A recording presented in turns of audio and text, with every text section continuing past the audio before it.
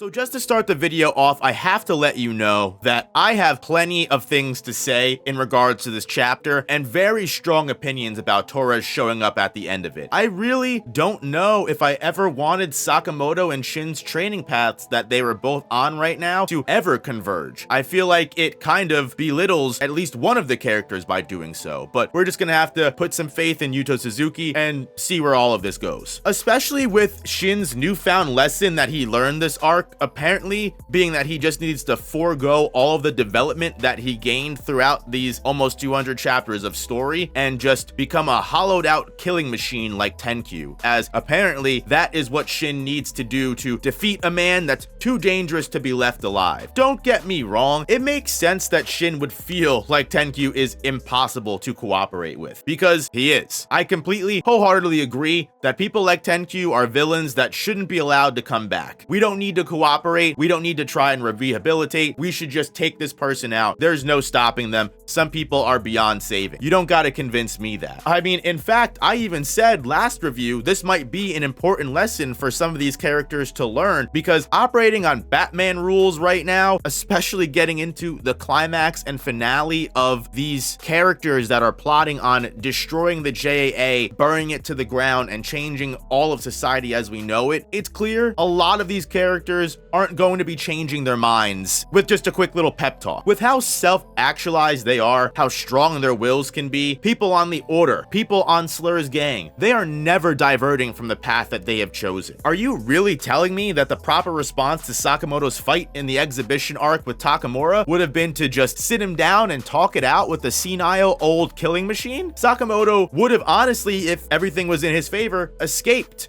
and just incapacitated Takamura maybe. But let's turn things around and let's say Takamura was the one that was truly gunning for Sakamoto and was an unrelenting force of assassination that was coming for not just Taro the man himself, but his family, Aoi and Hana. Like, it follows the monster. I think at some point, Sakamoto's gonna have to reconcile with this problem and feel like, yep, I've got to put an end to this, which ultimately is right now the exact situation and problem Shin is in. He has to decide if he really needs to take the life of someone for the greater good or not, especially when Shin thinks about that flashback of Aoi and Sakamoto. Aoi's whole point to Sakamoto is that if I died, you would miss me. Think about the people that you kill. They all have people that miss them or care about them. People are going to miss the people that you kill. However, I have a couple different things to say about that, because Atari has already confirmed that there is no way to repair the relationship between Tenkyu and Slur, who is basically Tenkyu's only friend at this point. I mean, I guess you could consider the other Alkamar orphans as allies and friends, but that's questionable in and of itself. And for an emotionless killing machine that really isn't even able to process human connection, human personalities, and just living in the real world, he is someone that doesn't even operate on the same scale. I really don't think losing that person would be an overall net loss to the world. Let's get rid of Tenkyu, guys. I don't think we should even be having this long of a discussion about it. But I guess that's ultimately my main problem with the lesson that Shin is trying to, I guess, validate here. And maybe that's more of my problem with assassin work being an option in the world in general. It is always an excuse for anybody, not just Shin, to find an easy answer to an otherwise critically complicated issue. Convincing Tenkyu to not kill everybody, change his mind, and potentially even come onto their side to keep the status quo that's been oppressing everyone so far. The assassin world is terrible. We've already seen how it's shoot up and spit out people like Heisuke, Amane, Satoru. It is absolutely terrible. So keeping things going the way they are not the best way to go. However, again, following the status quo and Shin just saying, you know what, despite everything that I've worked towards for 200 chapters, this person deserves to die, and that is easier and better than putting in the work emotionally to change them. Although I would argue killing Tenkyu is still a pretty hard thing to do, it does skip a lot of the emotional weight and the long time skips that it would take to accomplish the rehabilitation. However, I would argue that this is already something we've seen Shin do before. Heisuke is literally right here in the chapter telling Shin that without him, Heisuke himself probably never would have changed. But not even just Heisuke, he's not the only example. You have people like Mafuyu that were able to see different perspectives perspectives thanks to Shin. Even though Mafuyu's on his own different path, he never would have been as nuanced without Shin's interference. And for him to look at all of the different events that have occurred in Sakamoto's day's story and realize that the main problem was Shin pretending to be something he wasn't, a man that could get by without killing others, was the wrong assessment of himself. Well, I do believe that is kind of the exact message that Nagumo and Kandaka were trying to get across to Shin, that he needs to find his own way and stop imitating Sakamoto. I'm not sure if abandoning the Sakamoto family rules and residing from the convenience store is exactly what they meant here. Even if it was what they truly meant, I think this realization not resulting in some kind of major power-up for Shin makes it all around wasteful in general. Because if you remember, the whole ultimate goal that we were supposed to get out of this arc for Shin was he would learn some new level of mastery with his ESP, or just incorporate something better that he could learn from Atari into his fighting style, so that way he could develop some unique battle type that was specific to him, instead of him constantly trying to be some type of power type assassin like Sakamoto. And so far, although Shin has sure conquered threats like Joe Shackles, proving himself to be on a level similar to like just below Order member strength, Shin hasn't really grown too much when it comes to fighting in general. I mean, definitely hasn't grown enough for anybody to realistically think he can take on a monster like Tenkyu. My original predictions for this arc would have been Atari and her fortune-telling powers helping Shin in some kind of like 2v1, and not only give Shin the edge he needs to somehow cop a W, but also show Shin a new way or perspective of using his powers to grow into that new person that Nagumo and Kandaka needed him to be, even though he was wildly outclassed in the exhibition arc. And not for nothing, even though he was wildly outclassed in the exhibition arc, we did at least know Shin was able to hang with order level fighters. He was able to fight along Shishiba against Kumanomi, and even fought Haruma to a pretty decent conclusion, and did pretty damn well, all things considered. Shin beating Joe Shackles isn't something new, it's something to be expected. It's good and satisfying to see, but again, it's expected. So with Torres' arrival to the fray, it makes me worried that the big bad of the arc, Tenkyu, is going to be handled by someone stronger, or even more insultingly, if Sakamoto himself shows up and arrives with Torres to help Shin. We already know Shin is very much weaker than Tenkyu and should not be able to win in a 1v1. And with the reveal that his mind commands can probably only work once on someone, Shin has definitely learned something new about his ESP. I'd even say Shin just being able to survive in general against Tenkyu in a fight is impressive, even though sure, Tenkyu's just been running circles around him. But what really irks me is the idea that Shin is basically accepting Tenkyu's declaration that he and Tenkyu are the same, when in reality, I don't think that's true in the slightest. The fact that Shin would even admit so is like almost revising history. Shin has people to protect. In fact, it's the whole damn reason he's resolved to kill Tenkyu in the first place. Unlike Tenkyu, who doesn't give a fuck about anybody and wants to kill children, which I don't think Shin would do either. Shin has learned time and time again that having people to protect can make you stronger. Sure, in some aspects, they can be a weakness, especially in direct situations like this where people can target your loved ones, but if you're strong enough to rise to the occasion, the benefits and the buff that you get from fighting for something you care about, and also having more to lose than another person, can really outweigh the negatives. Shin has also, as I mentioned before, been a direct person responsible for turning other assassins away from this kind of thinking, which should, for all intents and purposes, prove that his and Sakamoto's philosophy on life is the correct one, especially with the multiple battles they've had to prove that fact above other philosophies. There are also multiple points in Sakamoto days that you can point to where these characters are only able to survive because of their teamwork and trust in others. Shin would be dead right now as we speak if they killed Heisuke during their confrontation with him, and Shin didn't trust him enough to come through during the lab arc and save him. Another example, Shin would be dead if they killed Siba in the lab arc and didn't befriend him later in the JCC arc. Anyway, long story short, with all of my complaining being said, I hope that the story recognizes that Shin is wrong here, especially with the fact that Shin and Tenkyu have dropped down into basement floor 3. I am still coping and holding out hope for a part to show up and save the day and show Shin that he's wrong, and trusting in people and rehabilitating people is the right way to do things. Because if you really think about it, a serial killer that's killed over hundreds of people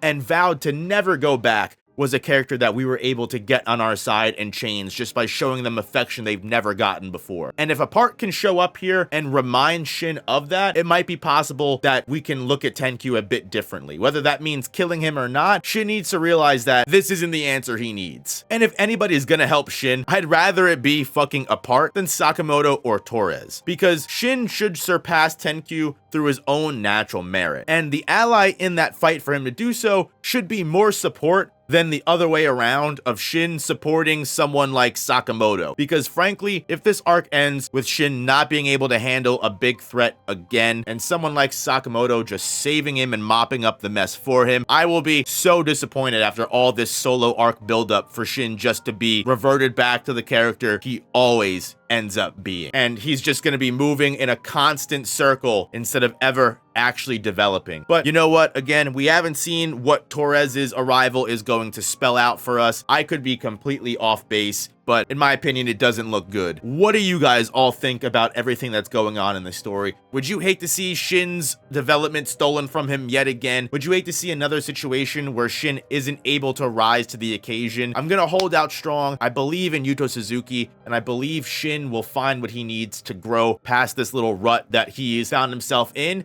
and he'll be able to move forward with a whole new philosophy and become the person that we knew he could be after the prison arc. Let me know what your thoughts are, guys. Hit that like button if you made it all the way to the end. I really appreciate you. Subscribe if you don't want to miss any future Sakamoto Days videos. Check out my entire story of Sakamoto Days on the main channel, and I'll see you guys in the next one. Peace.